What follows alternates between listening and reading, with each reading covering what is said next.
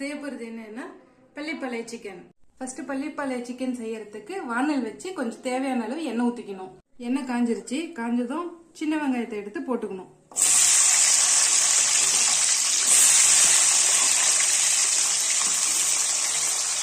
நல்லா கண்ணாடி பதம் வந்துருச்சு. இதுக்கப்புறம் நம்ம என்ன பண்ணணும்னா கிள்ளி வச்ச வர மிளகாயை போட்டுக்கணும்.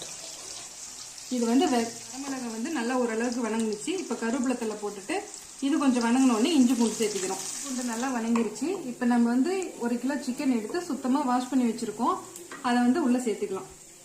நாங்கள் வந்து போனோட சேர்த்துருக்கோம். நீங்கள் வந்து போனாவும் சேர்த்துக்கலாம், போன்லெஸ்ஸாகவும் சேர்த்துக்கலாம். அது உங்களோட விருப்பம் தான்.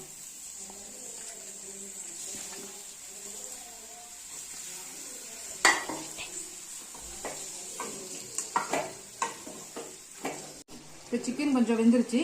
இதில் கொஞ்சம் தேவைக்கு மஞ்சத்தூளும் கொஞ்சம் கல் உப்பு தேவையான அளவு போட போகிறோம்.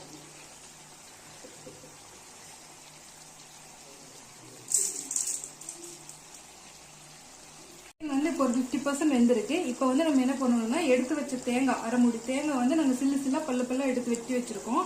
அதை வந்து உள்ள சேர்த்துக்கலாம். சேர்த்துட்டு ஒரு 5 நிமிஷம் மூடி போட்டு வேக வைக்கலாம். தேங்காய் சேர்த்தனதுக்கு அப்புறம் ஒரு அரை டம்ளர் கறி வேகிறதுக்காக தண்ணி ஊத்திக்கிறோம். A few moments later. பாருங்க 5 நிமிஷம் கழிச்சு பார்த்தா சுவையான பள்ளிப்பாளைய சிக்கன் ரெடியா இருக்கு. கறி பாருங்க நல்லா பூ மாதிரி வெந்திருக்கு. அவ்வளவுதான். இதை வந்து நம்ம எடுத்து வச்சு சேவ் பண்ணலாம்.